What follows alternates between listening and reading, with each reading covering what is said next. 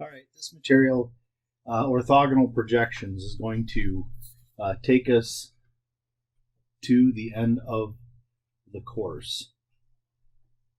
So this is going to set up for the next section, which will be the end of the course. And let's just call this theorem that we're going to start off on orthogonal decomposition.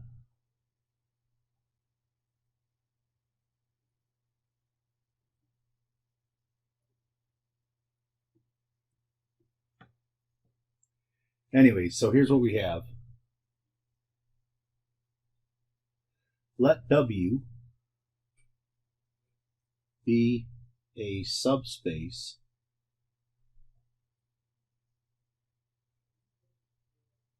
of Rn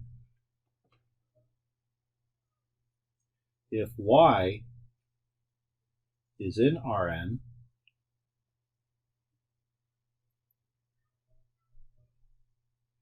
then it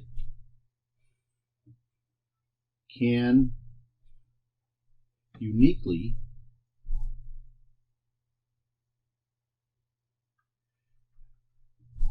be written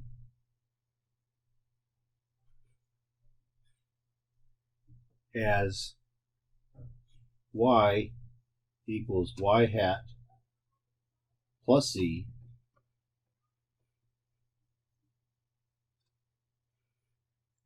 where y hat is in W and z is in W perp. So for the proof, let U be a vector in W and let y hat equal, that would be the vector y dot u over u dot u times u, and z equals y minus y hat. So we've seen these constructions before. Everything that they've been doing before this has been setting up for this particular theorem. Well, or at least one of these. So then, first we have y hat is in W, since it's a multiple of U, and U is in W. So remember, all this stuff in the front of the U is nothing but a scalar. So it's a scalar multiple of U. That's why y hat is in W.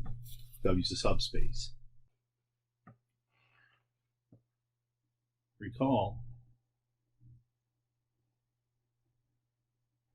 that y minus y hat is perpendicular to W. So z equals y minus y hat is in W perp. Now there's a second part of this, and that's uniqueness.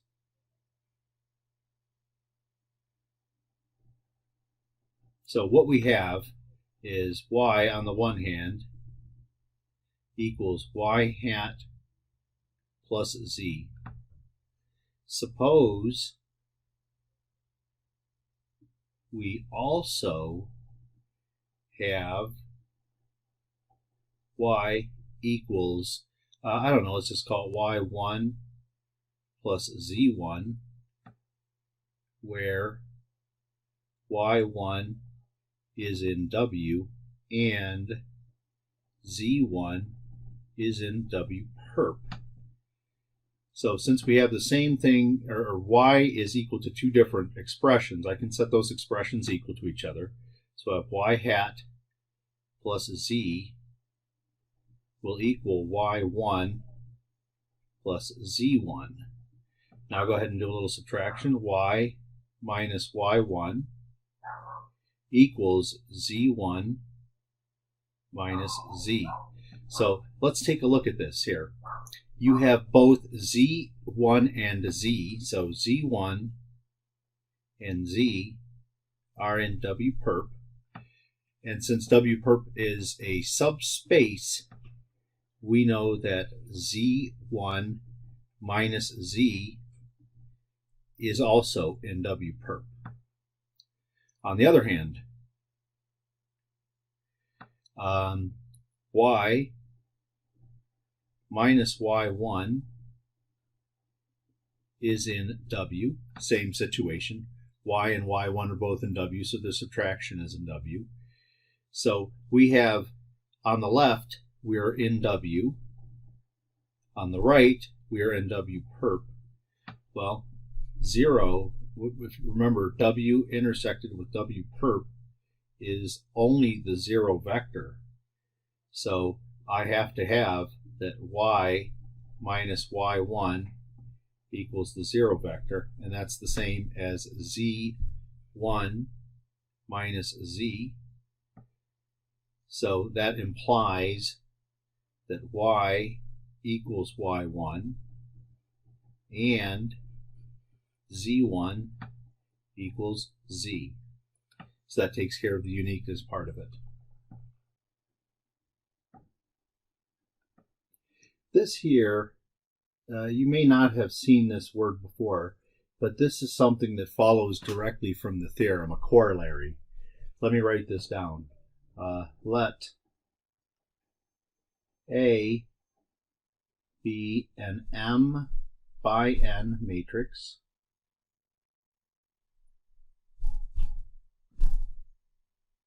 and let X be in R to the N. Then X can be written uniquely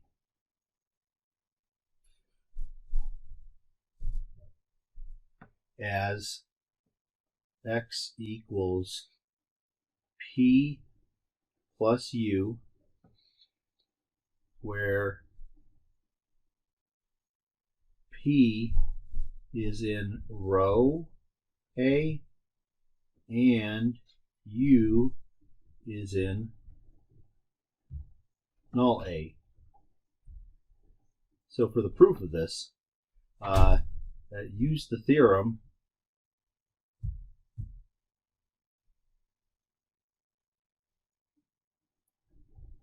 with W equals row A and W perp equals null A. So once you have that, then the theorem follows immediately. Now, if W, the W of the theorem, has a basis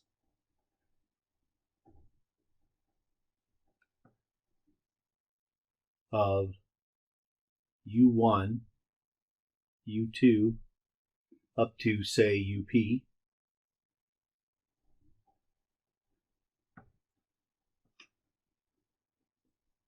then Y hat equals Y dot U1 over U1 dot U1 times U1 plus dot dot dot plus all the way up to Y dot UP over UP dot UP times UP. So there, if W has that kind of a basis, notice that that is in W, and Z equals Y minus Y hat is in W perp. So Y equals Y hat plus Z, where Y hat is in W and Z is in W perp. And that sum is unique.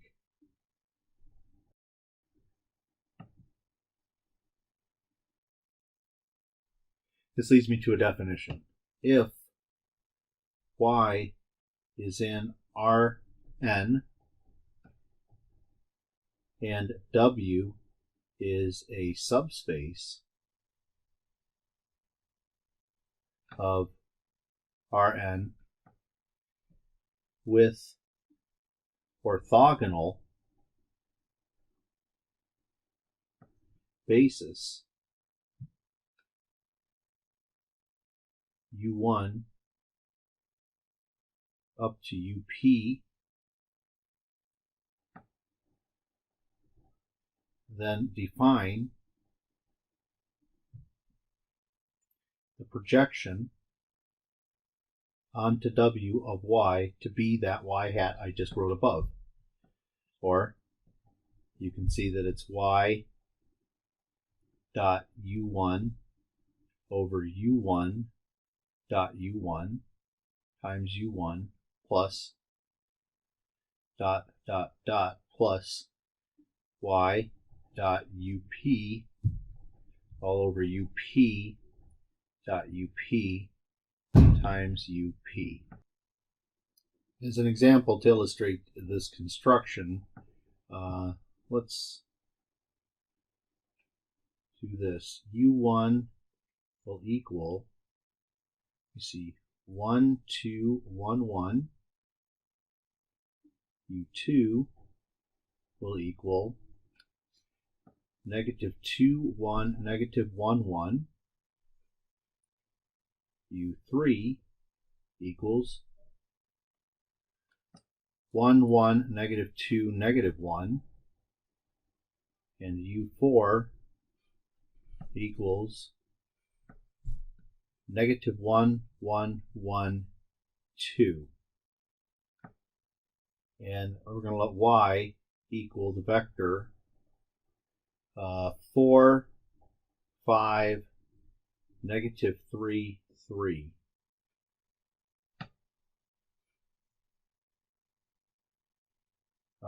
It doesn't matter for this particular example, but note that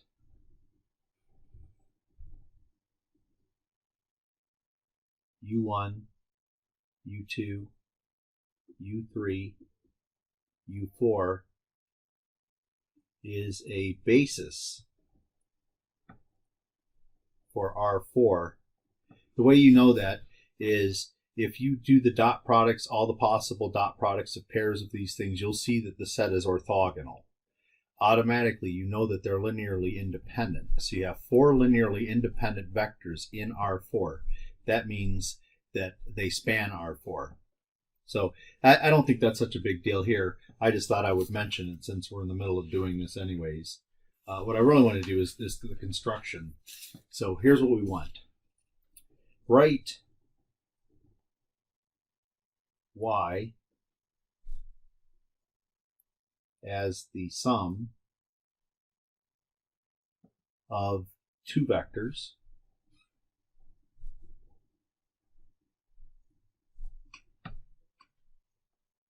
one in the span of U1 and the other in span U2, U3, U4. So keep in mind that what you have here is this is automatically a subspace here.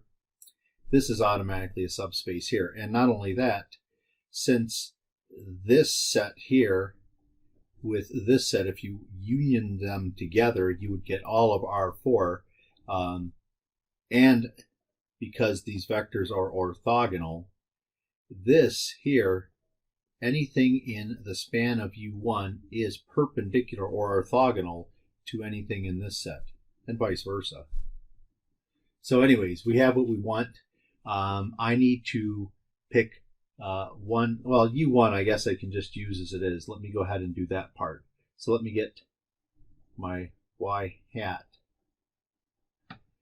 So I would like this to be in the span of u1. So what I do then is y dot u1 over u1 dot u1 times u1. And let's see what we get. Start with y dot u1. So for this one, y dot u1, that's these two vectors here, I'm going to get 4, and then 5 times 2 is 10, so I have 14, minus 3 times 1, so I'm 11, and then plus 3, so I'm at 14. Okay, so that's 14 over, now let me get u1 dot u1, so this is where you square each of the entries and then add them up. So I'll get 1 squared plus 2 squared plus 1 squared plus 1 squared. So I have 1 plus 4 will be 5, 6, and 7. And this is times u1. So where is u1? 1, 2, 1, 1. This gives us 2 times that vector. So let me just multiply each of the entries by 2. 2, 4, 2, 2. So there's my y hat. If you want, I'll remind you, this is the projection onto the span of u1 of y, and that's y hat. All right, so what was the other part? So there's the vector that I want that is inside of there. So let me go ahead and say that. That's the inside of the span of u1. And then to get a vector in that span, all I got to do is this. I'll take my z equals y minus y hat. And so that equals my y again. Where'd it go? 4, 5, negative 3, 3.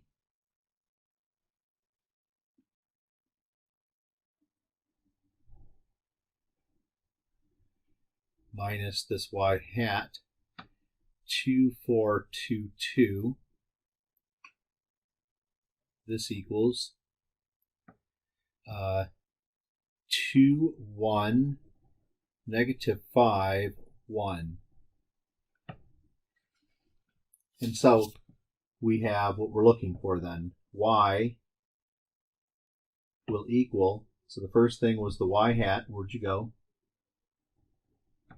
That was the 2, 4, 2, 2.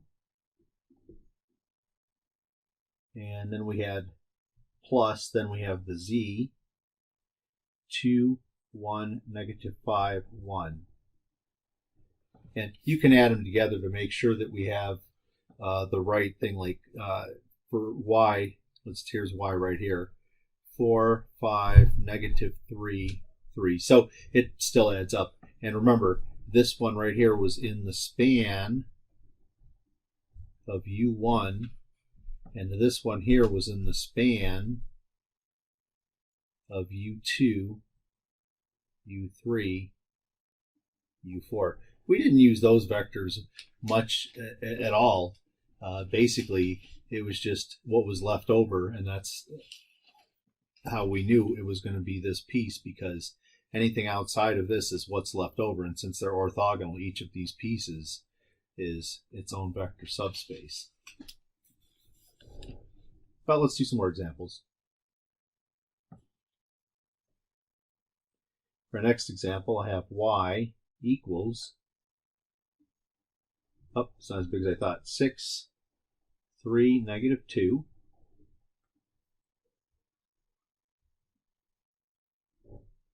And u1 equals 3, 4, 0. u2 equals negative 4, 3, 0. And I think it's pretty clear that you can see that u1 and u2 are orthogonal to each other.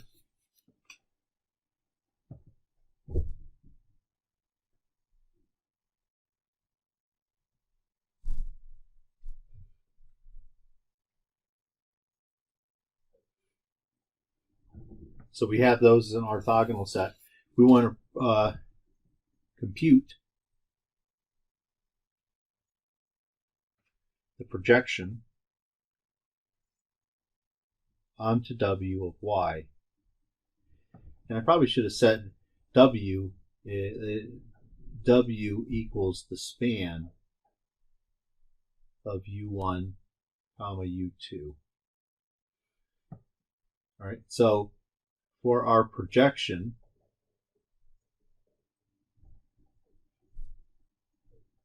let me see, we get y dot U1 over U1 dot U1 times U1 plus y dot U2 over U2 dot U2 times U2.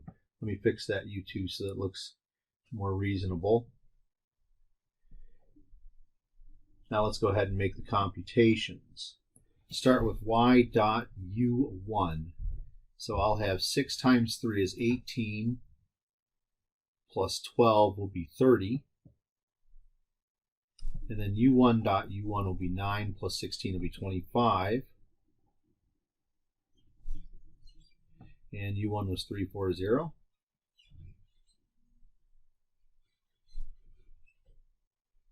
For the next one, y dot U2, I have 6 times negative 4, so that's negative 24 plus 9 will be negative 15. And then this thing, U2 dot U2 is 16 plus 9 is 25. And that is negative 430. And that's the answer. All I got to do now is clean it up a little bit.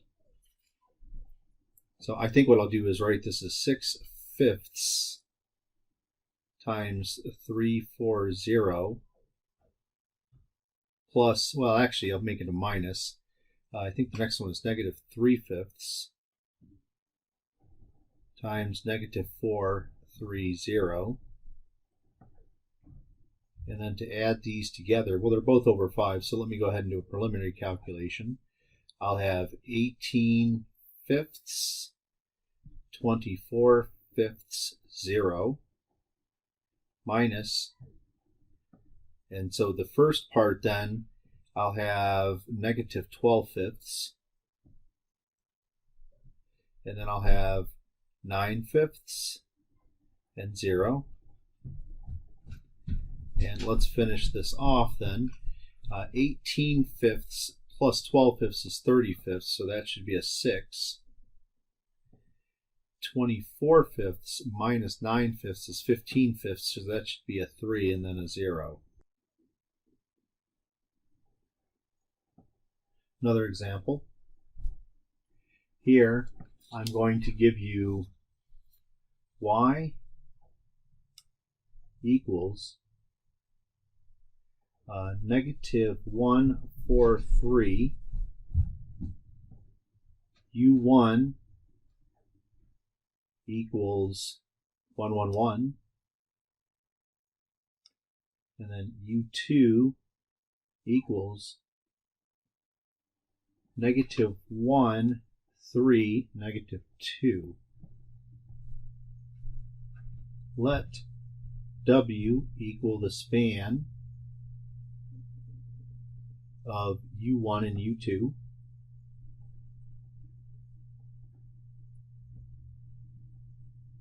Note that U1 is orthogonal to U2. Now what I want to do is write y as the sum of a vector in W and a vector in W perp. So for this, you do the same thing as I did in the last one. The W perp part is very simple to take care of. The only part that requires effort is this. The y hat which is the projection onto W of y, and that is y dot u1 over u1 dot u1 times u1 plus y dot u2 over u2 dot u2 times u2. And let's go ahead and see what we get for these things. Notice, by the way, that this is in W because u1 is in W, u2 is in W. This is simply a linear combination of elements in W. So this vector is going to be the one that's in W. Let's go ahead and do these computations. Y dot u1, I get negative 1 times 1, so I get negative 1, plus 4, I'm at 3, plus 3 again, I get 6, over u1 dot itself is 1 plus 1 plus 1, which is 3, times 1, 1, 1, plus, now we'll do the same thing for the next vector, y dot u2, I have negative 1 times negative 1, positive 1, plus 12, so I'm at 13, 13 minus 6, so we get 7, and then u2 dot itself, I'll get 1, negative 1 squared, so I get 1, plus 9 is 10, plus 4 more is 14, times the second vector, negative 1, 3, negative 2. Let me go ahead and finish this off. So I get 2, 2, 2, plus 1/2. Not much I can do about this except just kind of live with it. Negative 1/2, 3/2, negative 1. And finally, let me add these together. 2 is the same as 4/2, so I get 3/2, 7/2, and 2, well, that's just 1. So that, remember, is this part. Or if you want the projection onto W of y, either one of those will be fine. And then the part that you want in W perp is this.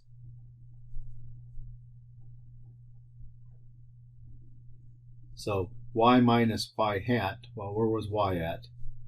Y was negative 1, 4, 3.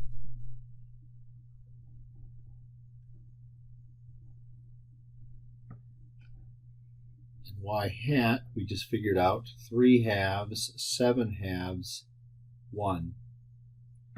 So let's go ahead and do this subtraction. I get negative 1 minus 3/2 is negative 5/2. And then I get 4 minus 7/2 is 1/2. And then 3 minus 1 is 2. So this part was once again z, that is in W perp. So the breakdown is the following then. Y equals y hat plus z. I'll put it down just for reference. The y hat was 3/2, 7/2, 1.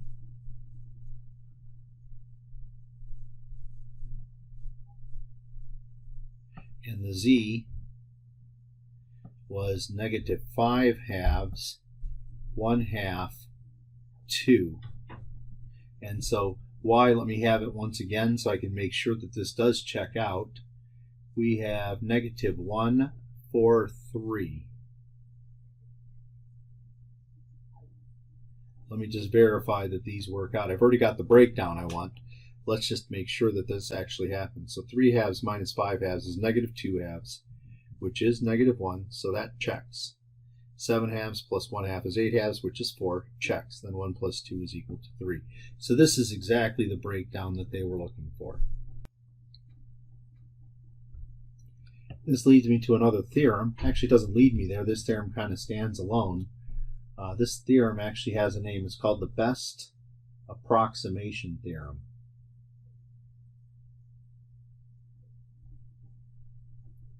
And the way it works is this. Let W be a subspace of Rn,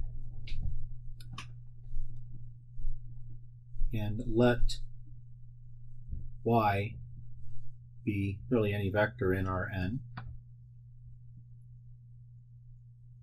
Let y hat equal, let me make that hat better, the projection onto W of y. Then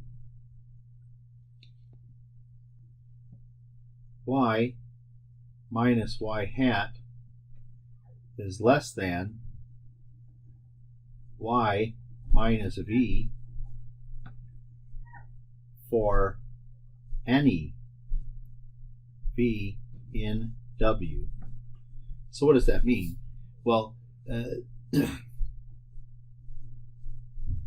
I should say any v in W minus y hat. That would be a more accurate statement there. So any vector that's distinct from y hat. What is this saying? That y hat is the closest vector to y of all the vectors that are in W. Y hat is the closest one to it.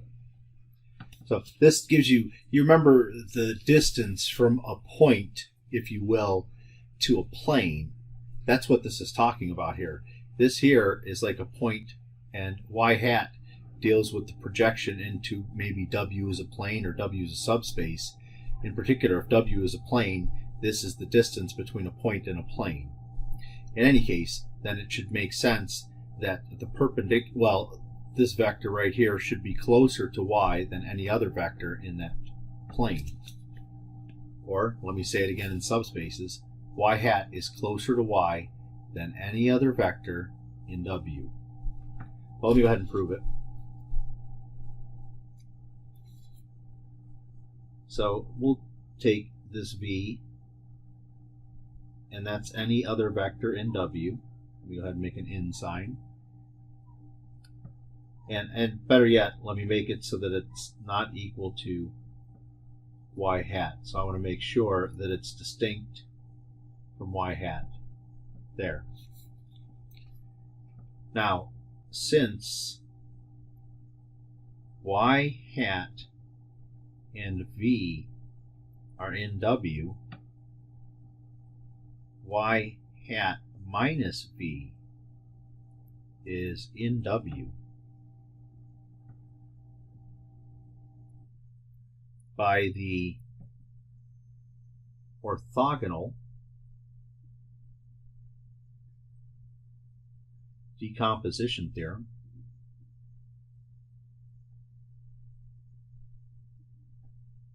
that's the theorem that I just proved, y minus y hat is in W perp. Thus,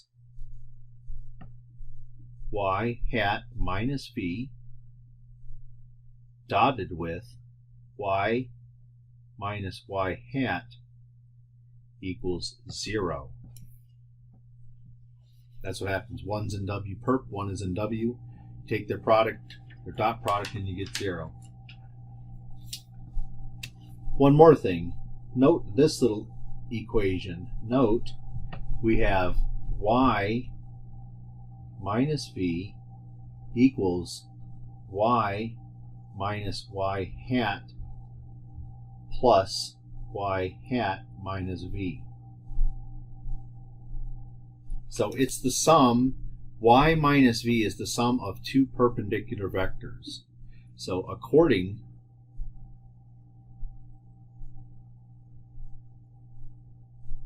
to the Pythagorean theorem,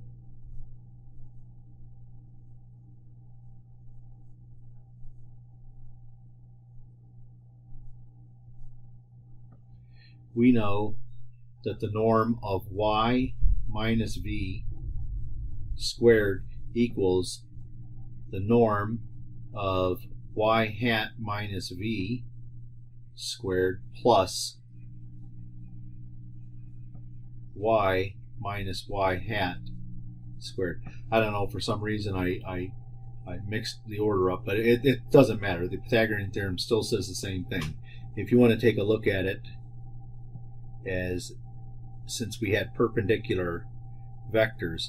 A little figure to help you out might be something like this. Down here I might have y minus y hat, and on the side I may have y hat minus v, and then when you add the two together you get the hypotenuse, and that was y minus v. Those are all norms that they indicate lengths of those things. So go and look up the Pythagorean theorem just to make sure you understand that particular step. Now we know we are given that y, well actually I didn't say y, I'm going to say v minus y hat does not equal 0, or y hat minus v. It really doesn't matter the order that it's in. I really don't care about that, but I just need it to be not equal to 0. Now if that's not equal to 0, then its norm is, if the vector is not 0, then its norm is greater than 0. By the way, how do I know that v minus y hat is not equal to 0? If you look, where did we pick our v at? Right here, there it is. V is in W, but it's specifically not equal to y hat. That was specifically given here. And so because of that, this piece is greater than 0. So then when you have this, you have y minus v squared equals y hat minus v squared plus y minus y hat squared. Well, I just said that v minus y, the norm of v minus y, was greater than 0. So this is strictly greater than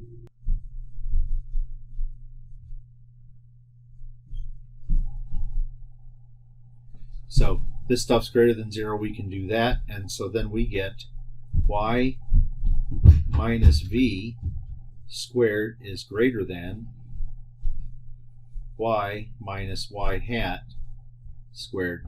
And then you can take the square root, because we're only dealing with positive numbers, so don't have to worry about weird negatives and stuff like that. This implies that y minus v is greater than y minus y hat. Definition: y hat is also called the best approximation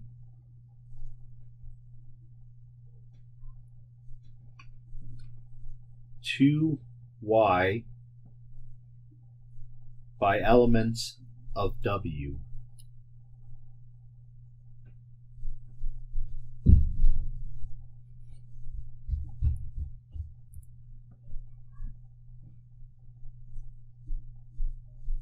That's a long thing to underline, but that's what it is.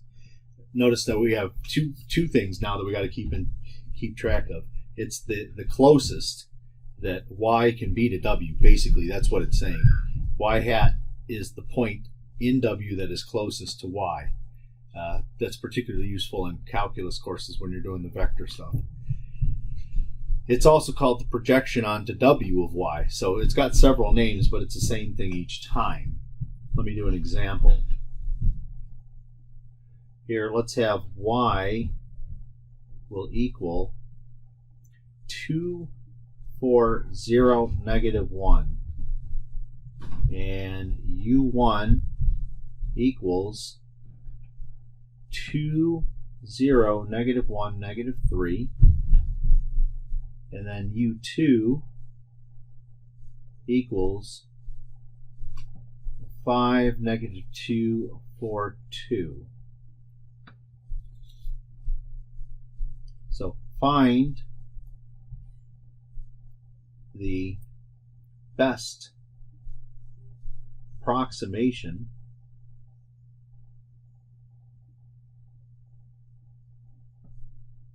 to y by elements of W, which equals the span of U1 and U2. Well, all we got to do is y hat, and that's the thing we're looking for. So y hat equals y dot U1 over U1 dot U1 times U1 plus y dot U2 over U2 dot U2 times U2. And let's go ahead and multiply these things out and see what we got. So I'll start with the y dot U1, and we have 2 times 2, I have 4, 0, 0, plus 3, I get 7. Now U1 dot itself, I'm going to get 4, 5, plus 9 will be 14.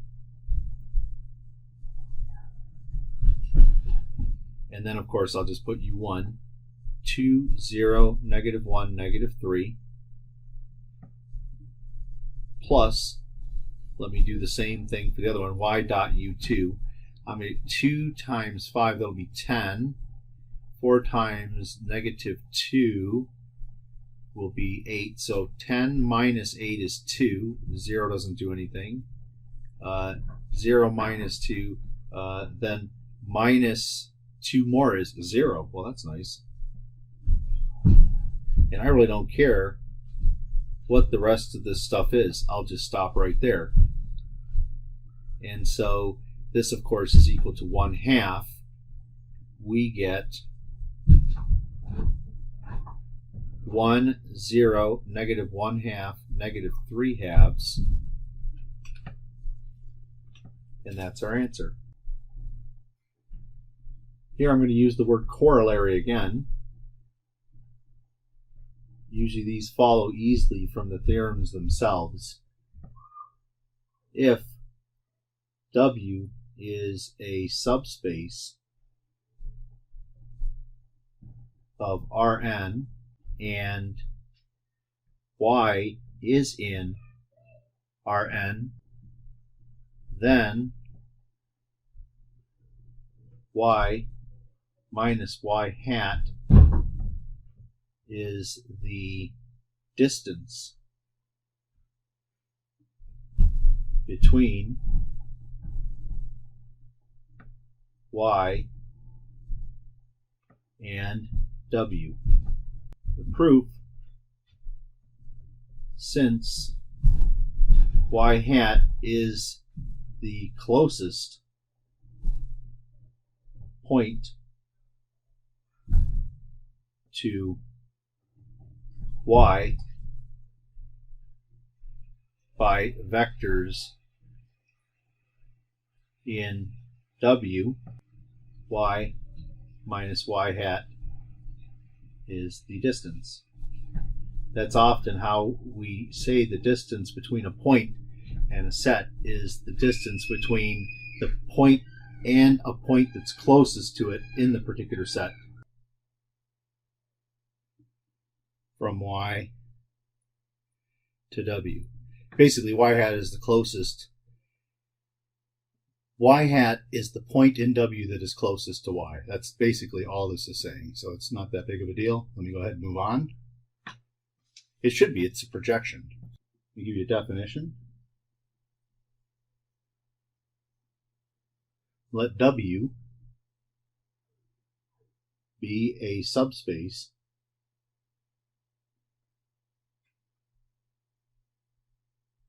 of Rn. Then for any y in Rn, the distance between y and W is exactly what I just said. So now we're going to make it a definition. All right, so as an example, what do we have? let's say y is equal to, here comes a 4 vector, 3, negative 1, 1, 13. V1 equals 1, negative 2, negative 1, 2. And what was the last one? V2 equals negative 4, 1, 0, 3. And we'll let W equal the span of V1 and V2. Find the distance between Y and W. So this is a standard problem that they give at the beginning of Calculus 3. And it's all the same stuff, so if you hadn't taken Calculus 3 yet, you're in good shape after you've had this course, assuming you do well in it. But anyway, so all we need to find the y hat. So that equals y dot v1 over v1 dot v1 times v1 plus y dot v2 over v2 dot v2 times v2. Let's calculate all these numbers. Y dot v1, let me see, we've got 3 plus 2 is 5, but minus 1 is 4, plus 26 will give me a total of 30. Divided by, now I need v1 dot itself, so I got 1 plus 4 is 5, plus another 5 is 10. And let me put my v1 in, 1, negative 2, negative 1, 2. Then y dot v2, let me say I'm going to have 3 times negative 4 is negative 12. Negative 1 times 1, now I'm at negative 13. And then finally 13 times 3 is 39. So negative 13 plus 39 is 26. And let me see what this is. V2 dot v2 is 16. 17 plus 9 is 26. Good. And let me put in those vectors. So the 30 over 10, of course, is 3. So let me go ahead and do that. I'm going to have 3, negative 6, negative 3, 6. So 3, negative 6, negative 3. Oh, not a long enough vector. And 6. Plus the other one, you just write it down. Negative 4, 1, 0, 3. And let's see what we get. Negative 1, negative 5, negative 3, 9. And now y minus y hat. Let's see, where'd y go? Y was 3, 1, 1, 13. Actually, negative 1, 1, 13. Minus negative 1, negative 5, negative 3, 9, which equals 4. Next one is 4. Well, look, they're all 4. Okay. And so the norm of that vector, y minus y hat, equals the square root of that thing dotted with itself.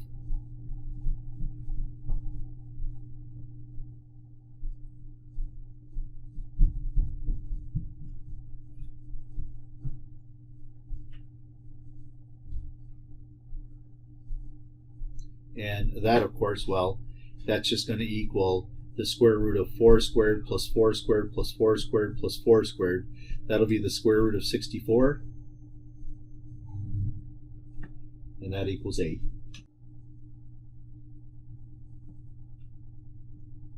theorem. Let U1 up to UP be an orthonormal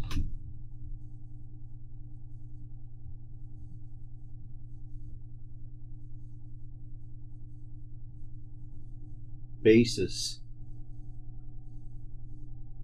for a subspace W of Rn. If U, oops, my U didn't come out so well, U equals U1 dot dot dot UP. So I'm creating a matrix U that has the U vectors as columns. Then the projection onto W of Y equals U times U transpose of Y for any Y in Rn. So for the proof, it's just basically computation, a direct computation type of a proof. If we have U transpose times Y, that equals U times U transpose of Y. That equals U. Now the U transpose I'm going to write in the following manner. It's going to be U1 transpose all the way down to UP transpose times Y. And think of this, you have to think of these are like row vectors, and Y is this column vector. So this row dotted with Y, the next row dotted with Y, the next row. You get the idea. So this equals U times, so here's where my U1 transpose Y all the way down to UP transpose of Y. These kind of proofs are very instructive because there's a lot of multiplications that are involved that are not typical to what students would, the way they would multiply. And you can see this kind of multiplication does save a lot of effort, and it makes theorems, while it's tricky to come up with these kind of multiplications, doing it where you would actually write out all the elements of a matrix or something like that, or all the elements of a vector, sometimes would be very, very undesirable. So anyways, let me continue. So this is equal to U times, now these U1 transposes time, the U transpose times Y is the definition of the dot product. So this is U1 dot Y all the way down to UP dot Y, which equals, let me see if I can get this right, U1 times U1 dot Y plus U2 times U2 dot Y plus dot dot dot plus UP times UP dot Y. So this is a matrix here. If you want to think about it this way, remember U was U1, U2, U3, all the way up to U sub P. Remember, it was broken down like that. So you would have this, I don't know how I want to say it. We have, I don't know if it'll help if I do this, U1, UP times U1 dot Y all the way down to UP dot Y And then remember how you multiply these matrices out. This thing right here will get multiplied times the first column. Then the next entry here will get multiplied by the next column. Remember, these are just numbers. This is just a 1 by p vector, if you will. So this is, check it out. You can worry about understanding it later, but later on at least, go and do these multiplications to make sure that they make sense to you. Anyways, what was this stuff? This was U, T, Y. Now, on the other hand, what do we have? The projection onto W of Y. This equals Y dot U1 over U1 dot U1 times U1 plus Y dot UP over UP dot UP times UP. Now, remember this, UP dot UP is equal to 1 because the basis was orthonormal, so the length of every vector was 1. So because of that, I can drop all those denominators. So I'll get Y dot U1 times U1 plus Y dot U2 times U2 all the way down until I get to Y dot UP times UP. And look, if you look, this is exactly the same stuff as up here. This inside of here, this is like brackets around a vector, and this is the vector itself, but these two things are the same thing. This expression is exactly the same as this one. Remember, Y dot U1 is just a scalar, so it can appear in front of the vector or it could appear behind the vector and it won't make any difference.